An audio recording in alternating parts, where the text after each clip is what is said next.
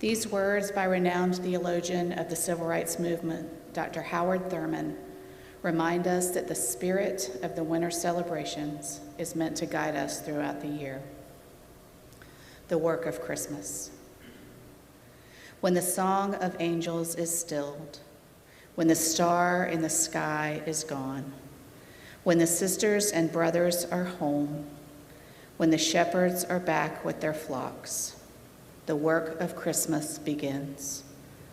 To find the lost, to heal the broken, to release the prisoner, to rebuild the nations, to bring peace among all siblings, to make music in the heart.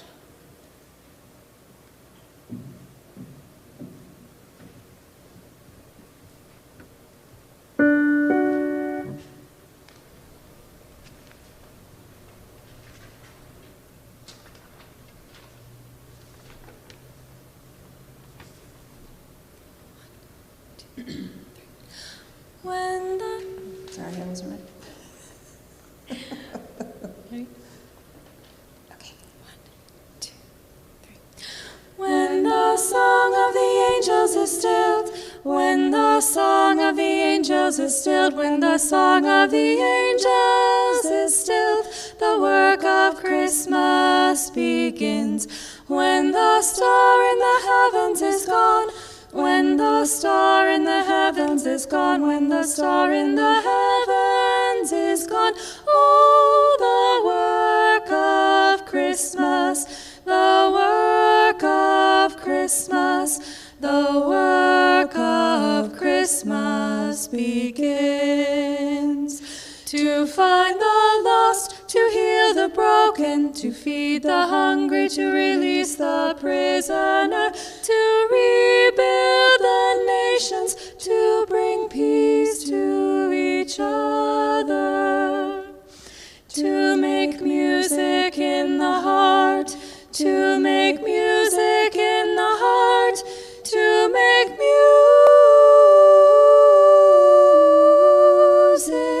when the star is gone, when the song is stilled, the work of Christmas, the work begins, it begins.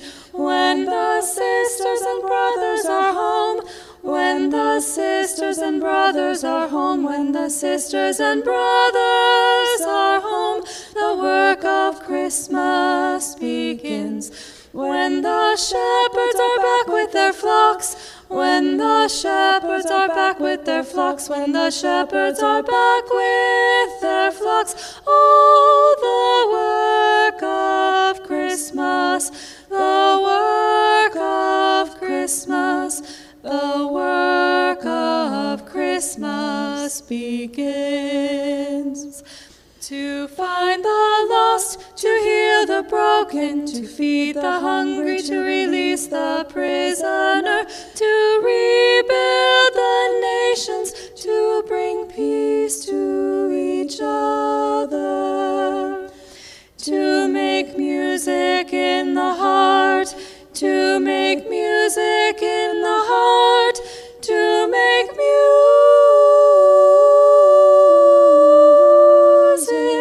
when the shepherds are back, when the sisters and brothers are home, when the star in the heavens is gone, when the song is stilled, the work of Christmas, the work begins.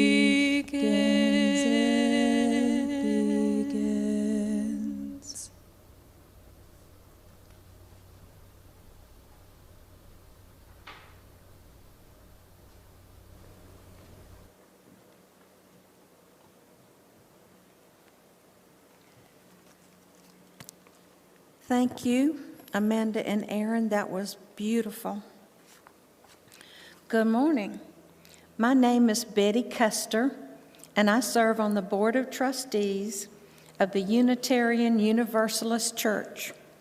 Thank you for joining us today.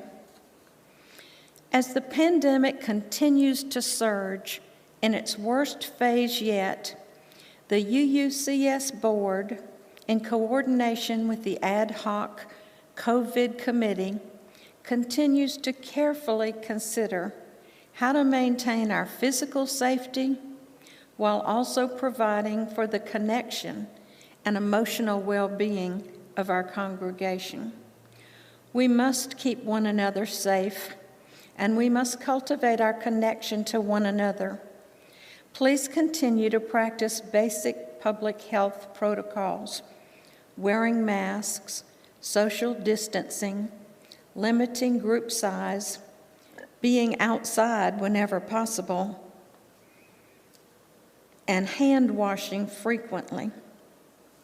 Small groups, such as covenant groups and committees, are encouraged to gather in person, outside, at homes, or on church grounds, practicing all of these safety protocols. We will continue to plan one-off events on the church grounds, utilizing careful planning and all of our safety measures. Allow me to share a few announcements from all that is happening in the life of our congregation. The next Path to Membership class will take place today, Sunday, January 10th at 12:30 p.m. Do you want to learn more about our congregation? Are you considering joining UUCS? The Path to Membership class is the place to learn more about Unitarian Universalism and our congregation. It is not too late to attend. Please register now by sending an email to membership@uucs.org. It is time again for our annual MLK Day of Service. In the midst of the pandemic, we can care for one another in our community. We are collecting supplies for toiletry kits, regular sizes of shampoo, soap, deodorant, toothbrushes, and toothpaste. These will be distributed to 3 groups: Total Ministries, supporting our fellow community members in financial distress; Angels Charge Ministries, supporting women released from prison; and Piedmont Care, serving those of us affected by HIV/AIDS. This year, our mask-making group will also donate face masks for the toiletry kits. To drop off supplies, come to our drive-through on MLK Day, the 18th, Monday the 18th, from 11 a.m. to 2 p.m. in our church parking lot here at Henry Place. In case of rain or even snow, we will move the event to Sunday the 24th from 2 to 4 p.m. We will also do a litter sweep, one more day of service opportunity. Spruce up nearby streets by removing litter and recording the data for the South Carolina Aquarium. Data empowers policy changes locally and throughout our state.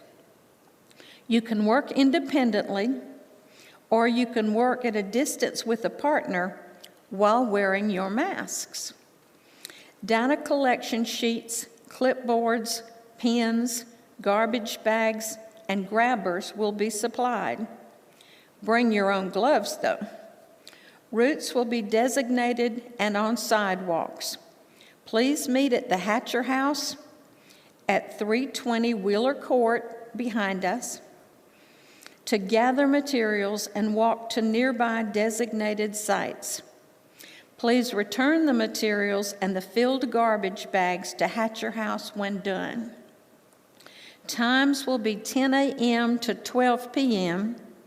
or 1:30 to 3:30 on MLK Day, Monday, January 18th.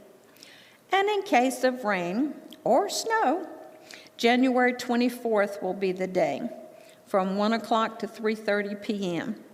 Please contact Joyce Harrison for additional information. If you would prefer to collect litter in your neighborhood that day, please contact Joyce and she will send you a copy of the data collection sheet. When finished, you can send a copy of your completed data sheet for inclusion in the aquarium data submission. Adult enrichment. 2 new enrichment opportunities will begin in February, and now is the time to sign up.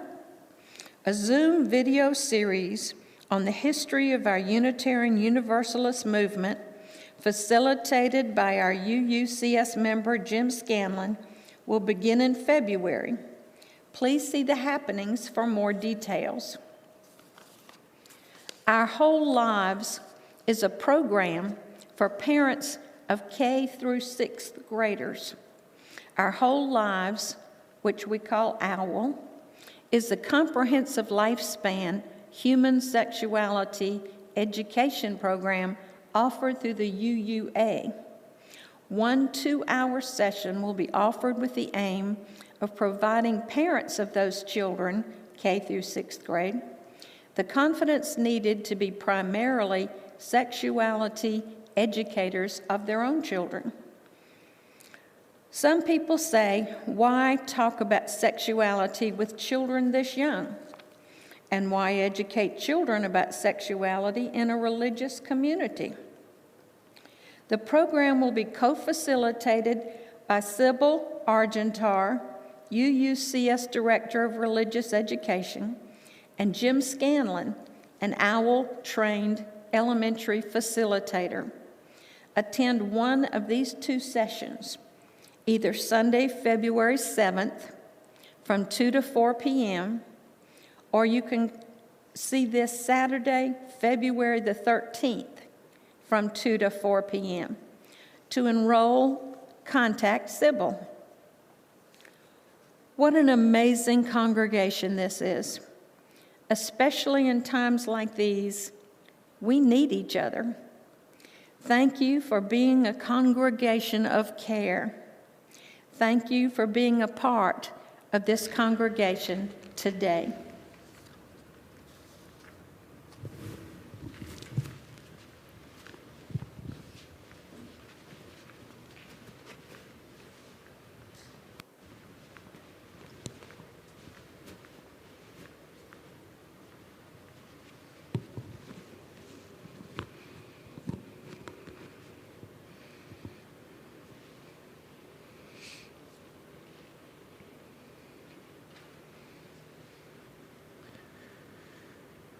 Happy New Year.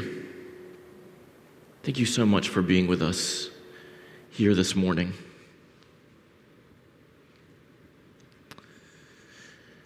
Last Sunday, at the conclusion of the service, our worship associate and President-elect Robin Carter offered us a benediction blessing this new year and sending us into it with the hope that it would be a turning, a new year from what has been this past. And what a week it has been. What a week we have all lived together.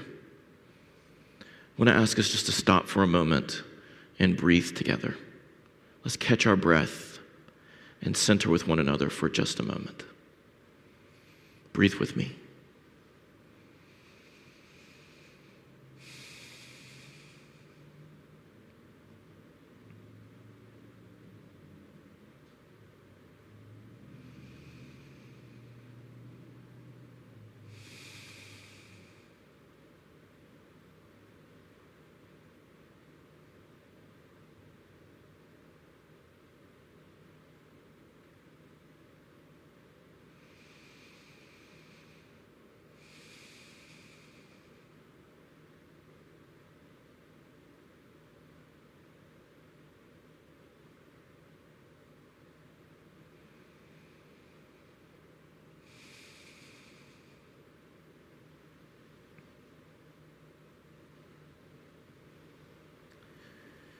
My friends, democracy is one of the highest values of the Unitarian Universalist movement. democratic process, the value of everyone having voice and coming together across our differences to work together is one of our sacred 7 principles. As we have said before in this sanctuary, in this gathering, we are not partisan. But wherever democracy is threatened, we will speak. And this week, in the grief and the serious concern that we have all felt, along with that grief and serious concern, I have felt so much pride at the witness in word and deed of this congregation over these last many months and over these last many years, and for many more years and decades before I even had the good sense to join you in this work. In our grief and in our concern, I also feel great pride. Thank you for all that you give and all that you do to fight for democracy for every single person, regardless of ideology, regardless of background. Thank you for valuing every person enough to hold democracy for all of us as one of our most sacred values. We see clearly this could not be more important. Now, I know, I say this very sincerely, I know that some members of our congregation are really tired of hearing me return again and again to discussions of white supremacy. And I want you to know very sincerely, I am sick of talking about it. I really wish that that's not what my conscience led me to do. It is wearying. It is exhausting. It is frightening. It is frightening to stand at a microphone Sunday after Sunday and to speak out against the history of violence and oppression that has so defined our country. So I want you to know that if you are sick and tired of hearing me talk about that, very sincerely, you are always welcome to approach me and to express that. And I'm always happy to talk with you, to listen to you and to talk with you about what you're feeling and about how exhausting it is. I suspect that we actually would agree on a lot of that. And allow me to also say that if in watching the events of this week in our nation,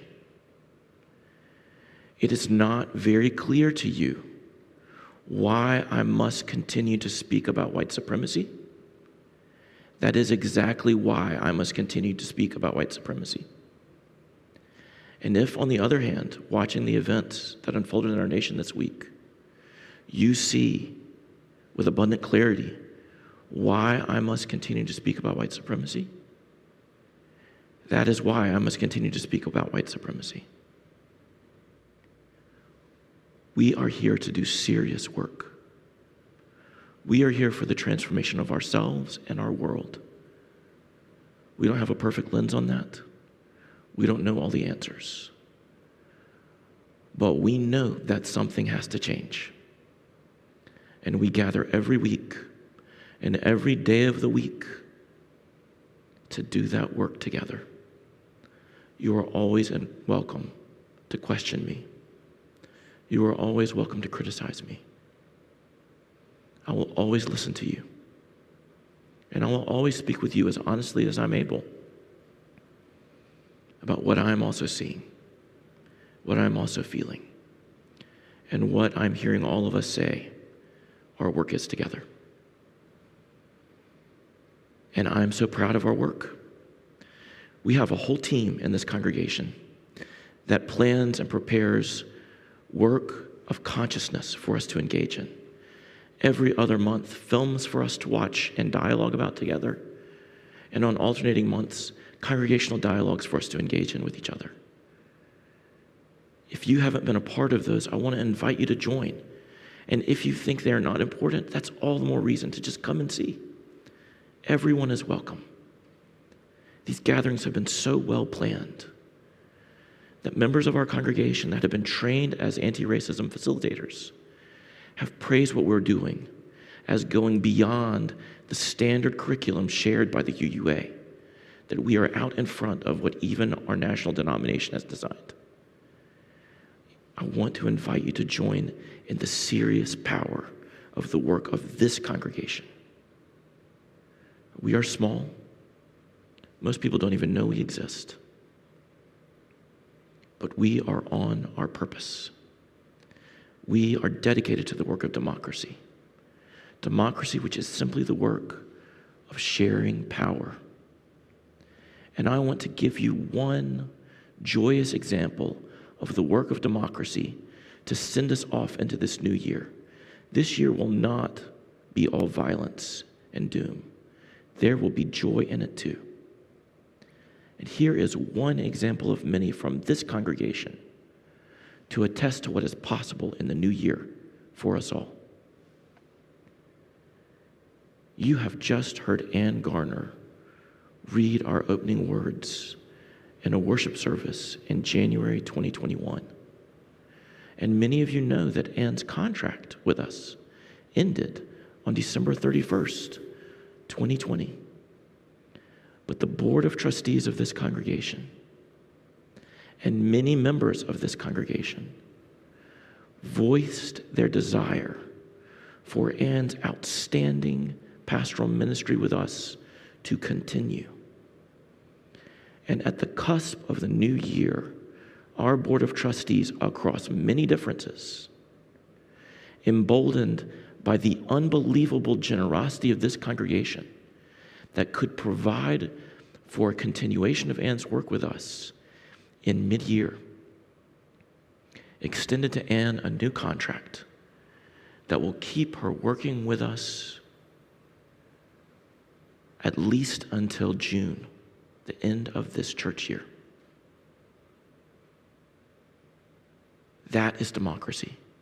When we come together across our differences and share power with each other, generosity and ideas and vision and difference and disagreement, not all agreement, but when we work together across those things to do something that changes us and changes our world. That is what we are here to do every week. We are serious and we are joyful, facing the reality of our times and of our history and offering hope in this new year. Happy New Year. Together we are going to make it happen. Welcome this morning.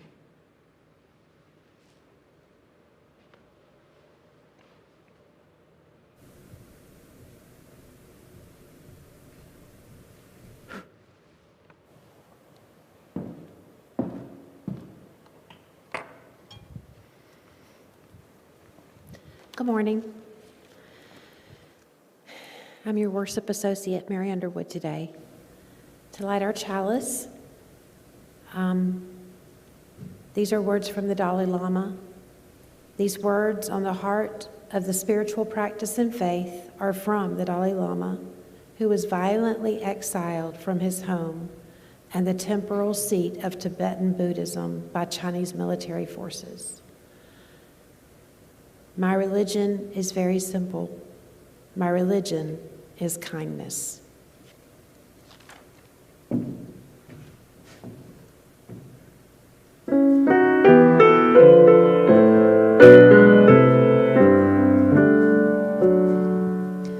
Ring out wild bells to the wild, wild sky.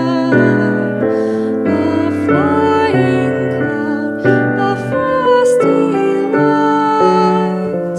Thy ear is good.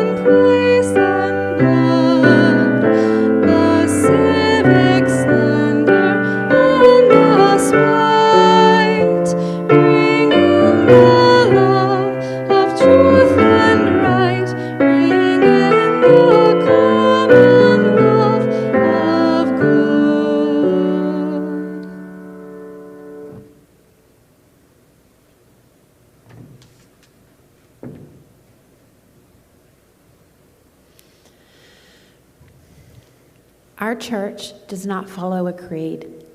Instead, we follow a covenant, a promise that we created together as a congregation, and a promise we renew each week with one another. It is not a promise we made lightly. It is a promise we hold dear to our hearts as we allow it to guide us as a community and as individuals. It is printed in the order of service linked to this streamed service. So please join me as we read these words and renew our commitment to these principles. We are a people of faith and hope.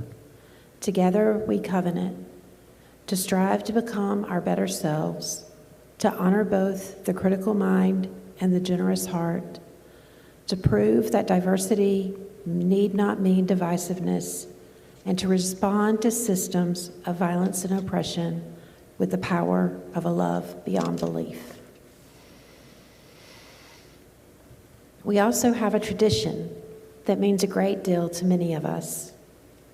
When we are able to gather together, we journey to our rippling bowl and place a stone or shell in the water.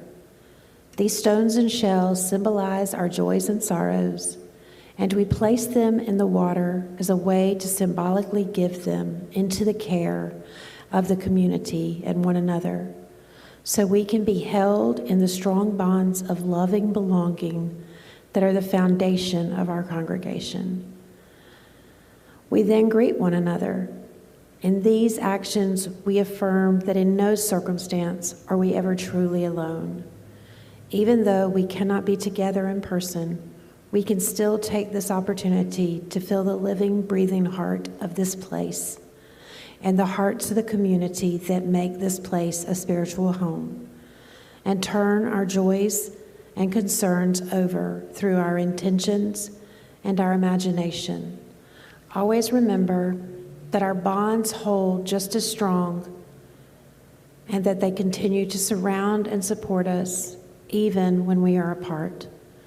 Allow yourself to feel the connections, the warmth, and the love that radiates to and from each of us, and reach out when and where and how you can.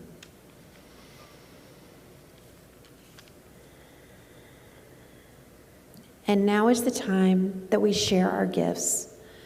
We are a living, breathing community, and like all living things, we require time, energy, and resources so that we can thrive and we can grow.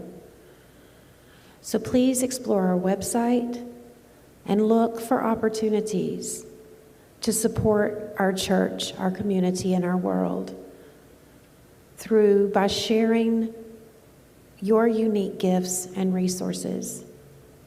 Thank you so much.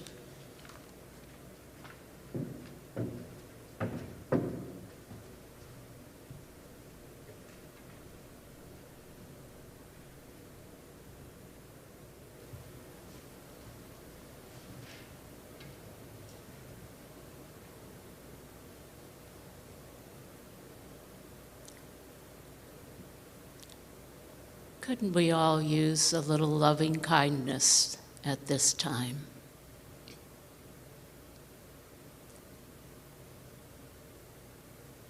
First, we express love for ourselves. May you be free of suffering. May you be at peace. May you know the joy of your own true nature. May you be healed. May you be a source of healing for all others. May you know love. And then we express love for those for whom we care. May you be free of suffering. May you be at peace. May you know the joy of your own true nature. May you be healed. May you be a source of healing for all others. May you know love. And finally, a bit of a stretch, opening our hearts and expressing love for those who may be something of a challenge, both small and large at times. May you be free of suffering. May you be at peace. May you know the joy of your own true nature. May you be healed. May you be a source of healing for all others. And may you know love.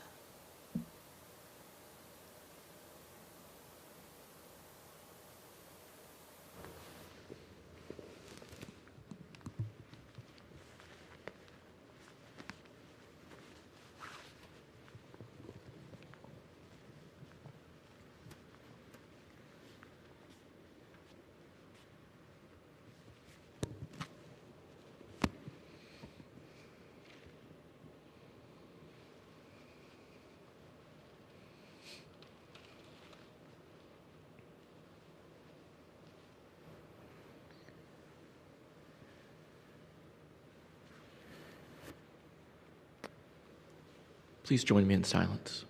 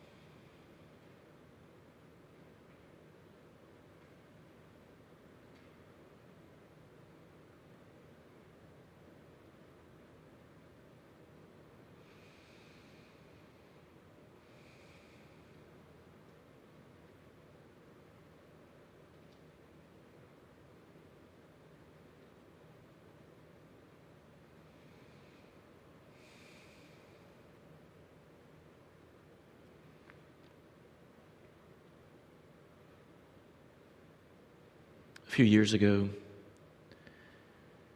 during Pride Week, I shared with you a story about a very close friend of mine. If you remember the story, all the better. And if you haven't heard the story, it is worth sharing again. Kindness with ourselves. I have a close friend, very good friend of many decades now. This is a person of excellence from very early in his life.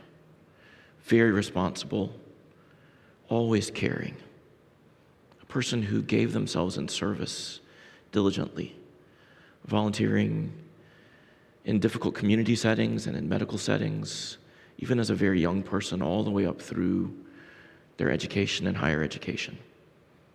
A person of real compassion, sterling person, and a wonderful friend.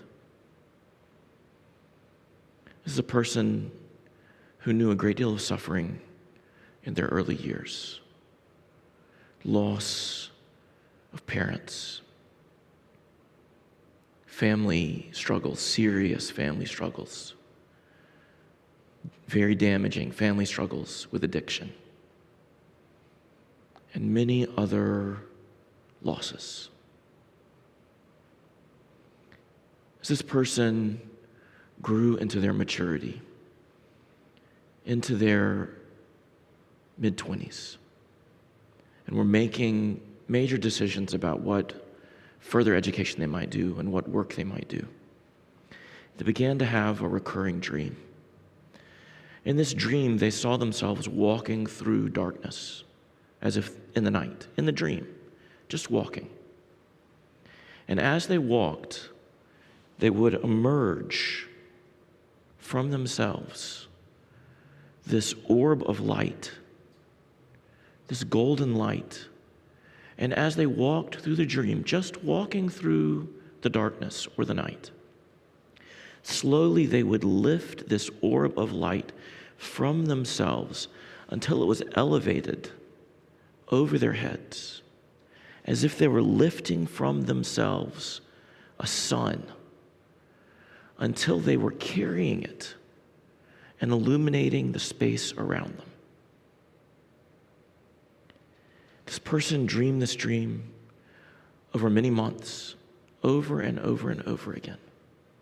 And as they dreamed this dream, they were reckoning in their waking and in their dreaming life with who they really were. Was the career path that they were on one that promised service and also to be very lucrative? Was that really what their life purpose was?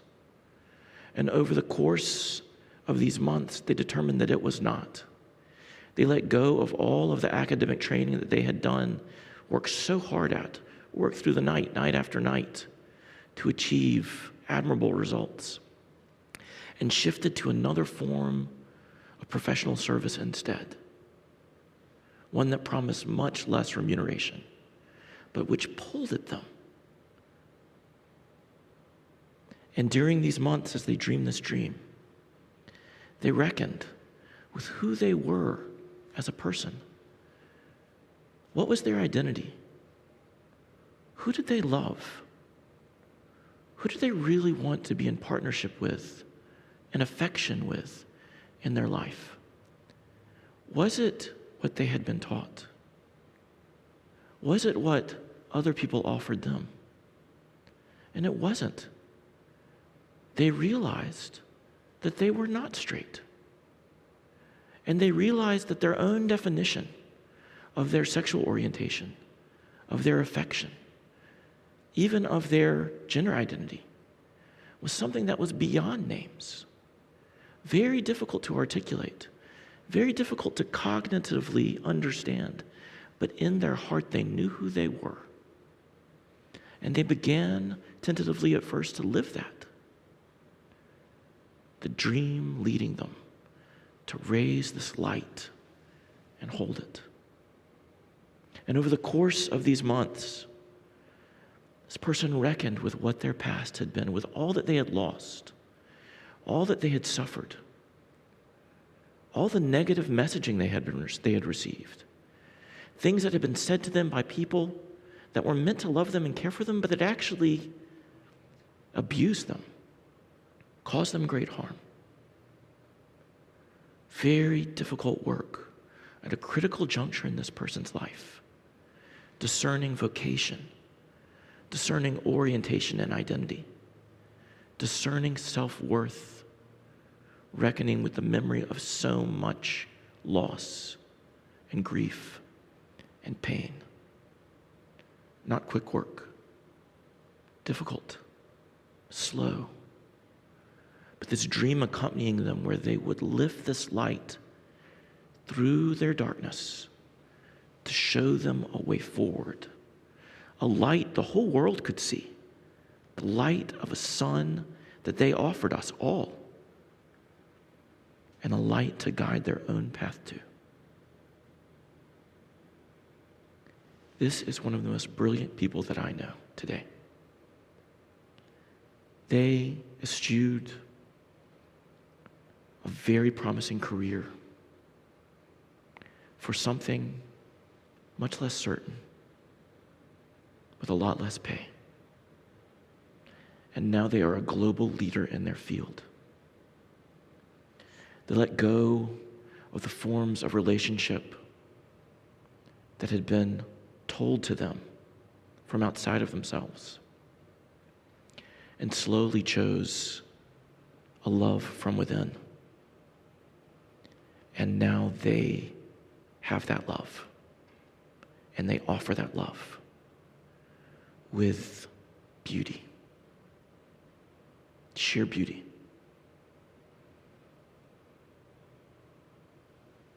And they have so reckoned with their past that they have found a way to help many of us reckon with our past. A person as liberated as any I know, always generous, always serving, but so much more than ever before.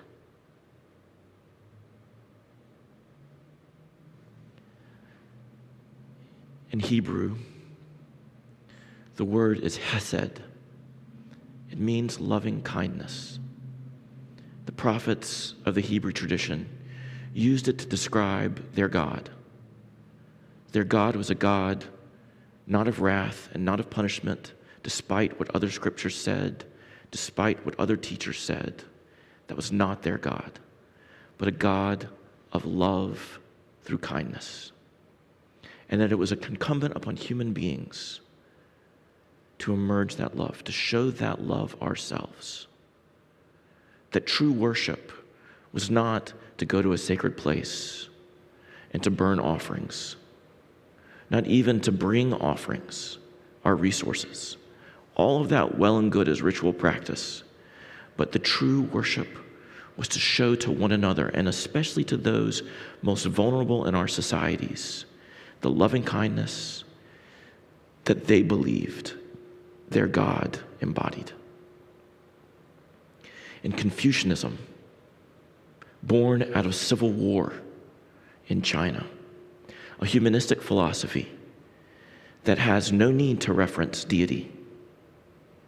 The word is ren. It means humaneness, humanity, loving kindness, the way we are meant to treat each other. Confucianism is a formal philosophy meant to structure our behavior in society through a course of education. It is still the undergirding of Chinese society today and other Asian societies as well. It's built on 5 constant relationships, formal relationships. But those relationships only come alive when the heart awakens with loving kindness, through discipline, through formality, to learn to care for each other. In Indian traditions, Hinduism and Jainism and Buddhism, the word first comes to us as ahimsa, non-violence. Good Lord, we needed that this week. The act of so loving and respecting all beings that we will do no harm to them. And it goes further, developing not only out of restraining ourselves from violence, but of finding loving kindness for all beings, acting proactively on behalf of all beings to build a livable world for all. In the Sanskrit, it is Maitri. And in the Pali of the Buddhist canon, metta. Metta, loving kindness. We have a group that gathers for meditation every week. When not in the pandemic, they gather right where I'm standing now. The chalice burns in the middle of a circle exactly where I am positioned. And in that gathering, now only virtually, but still in a circle together every week, many years ago, Judy Allen offered us this metta meditation out of Buddhist mindfulness practice. The simple practice of extending loving kindness to ourselves, to those we love, and to those who are difficult for us. It was so felt that first night by the meditation group that we have returned to it again and again over 4 years. And now I have asked Judy at the start of this year, in the midst of a pandemic and so much strife in our own society, to visit with us each Sunday this month and to guide us through this metta meditation, loving kindness meditation.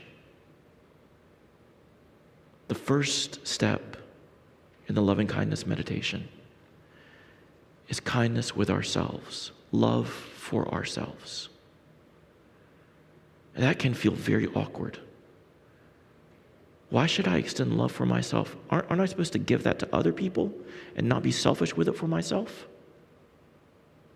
But in that awkwardness, which can come from different directions for each of us, the meditation asks us just to slow down and pay attention.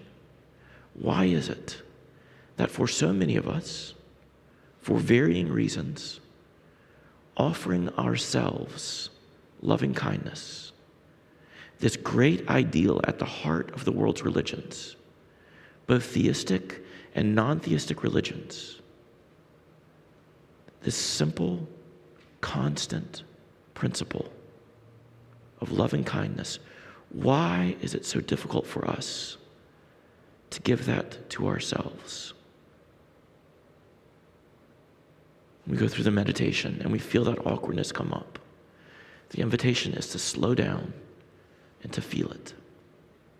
So let's do that now.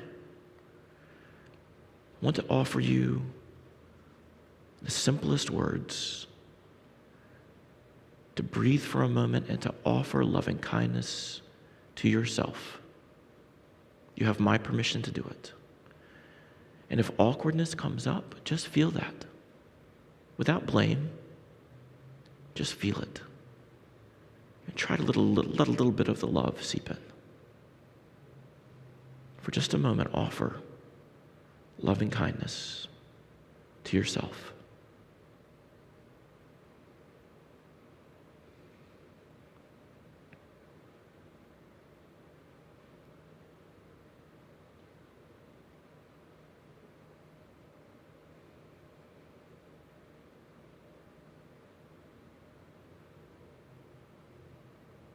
Some of us may feel that to stop and offer this to ourselves is a waste of time. We've got other things we need to get on to, other people to help, and that's true. But we are part of the interconnected web of all being, and our place in it is of equal importance to everyone else. Some of us may feel we don't deserve it. And many of us have received messaging throughout our lives that we are not worthy, that we are less than, that there is something wrong with us, that we do not belong. And I want to just share with you, as I have before, that that is a lie. You are worthy. You do belong. There is a place for you. You are good and blessed exactly as you are. This is affirmed through every spiritual tradition in our practice, and it is affirmed in another of the 7 principles of the UUA, the worth and dignity of every person. When we feel that deficit in ourselves, that shadow that was placed there by someone else, we offer ourselves the light of loving kindness to turn back the shadow and illuminate who we really are. The Buddhist tradition and other of these traditions insist that kindness for ourselves, compassion for ourselves, is fundamental to living our fullest lives. It is not extra. It doesn't do to rush on to help other people and to neglect ourselves.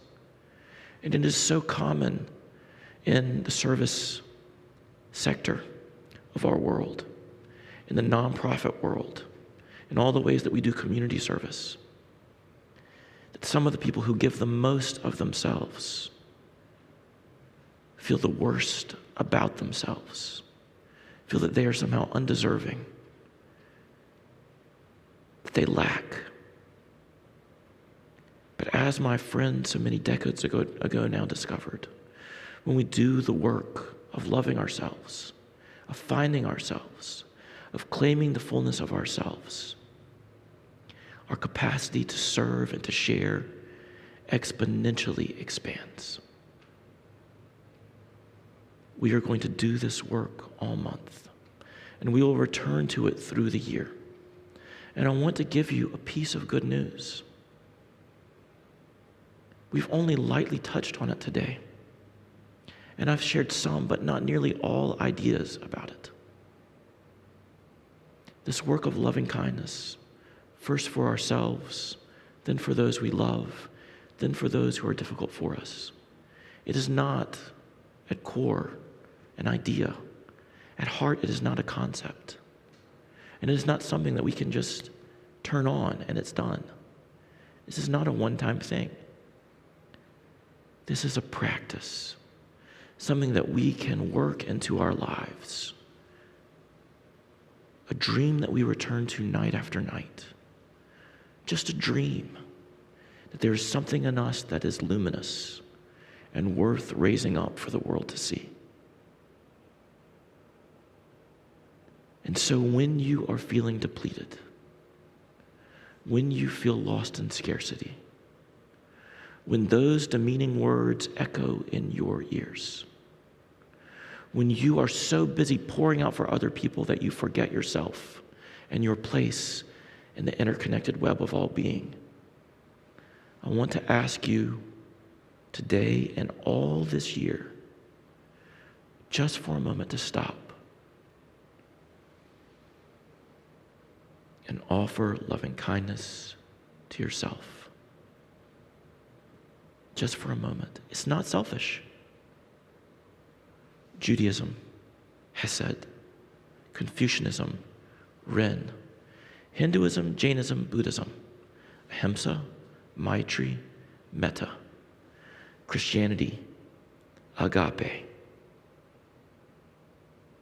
Stoicism, Humanism, Western philosophy, the UUA principles, this congregation, on and on and on our traditions teach us we belong. There are many reasons to do this.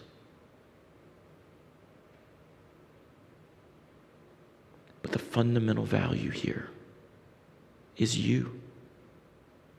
You are worth it. All the things that loving ourselves does to expand our power, to prevent us from acting out our anguish on other people, to live healthier, fuller lives, to live in abundance instead of scarcity. All these things that it does, which are all wonderful, at their heart lies the most important thing, which is just that you matter. You are in this world, and so you have value. Take it from me and from the thousands of years of tradition that flow out behind me and that flow into our future through each of us. And here is the gift. When we do this work of giving ourselves love, of being kind with ourselves just a little bit each day, when we engage in this practice day after day, we begin to discover not only that the lies we were told and the negative messages were wrong, and they are wrong. Not only that we are good and blessed just as we are, which we are. Not only that we are people with something to offer, something to give, with resources in us and around us that we can't even see now, that we can connect with and unleash. And we do. Through all of these things that we will discover, there is something more. And that is our true nature. That not only are we good, but we are part of all of the goodness. not only are we blessed, but we are part of all the blessing. The beauty and the goodness of the world around us is not separate from us. It fills us and we energize it. We are part of the interconnected web of all being, and our true nature is more expansive and connected than we know how to conceive. That light that we find within us and begin to lift, it is a light that floods the world and joins the lights of all beings. Every being of value, worthy of loving kindness, we as much as any, equal to all. And that constellation that we create together is a story that a world in darkness will be born again to hear.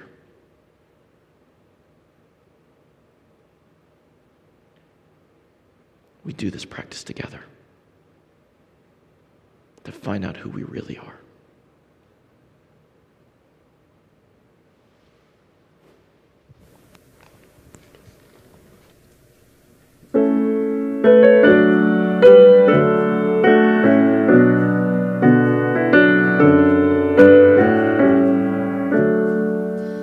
There's a wideness in your mercy, like the wideness of the sea. There's a kindness in your justice, which is more than liberty.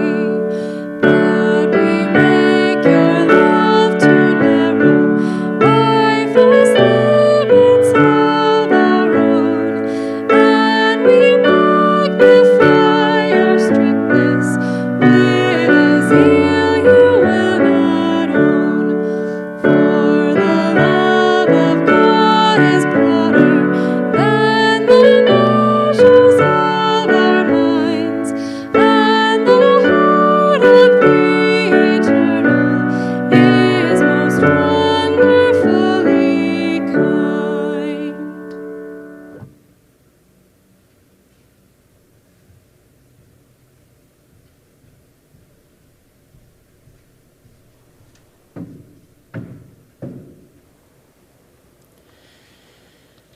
This reading is from The Practice of Compassion by the Dalai Lama. Ultimately, humanity is one, and this small planet is our only home. If we are to protect this time of ours, each of us needs to experience a vivid sense of universal altruism.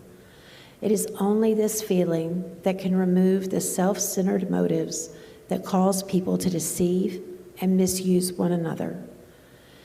If you have sincere and open heart, you naturally feel self-worth and confidence.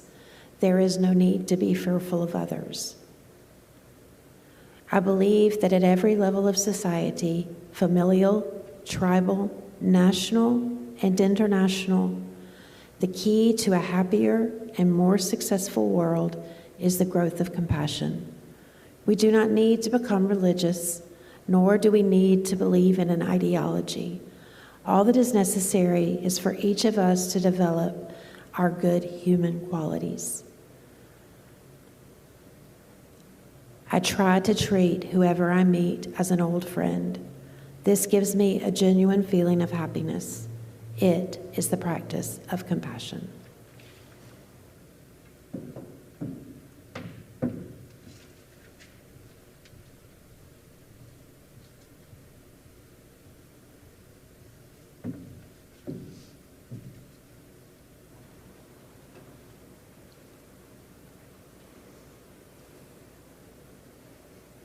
Remember these words as we go into this new year from the work of Christmas. To find the lost, to heal the broken, to feed the hungry, to release the prisoner, to rebuild the nations, to bring peace among all siblings, to make music in the heart.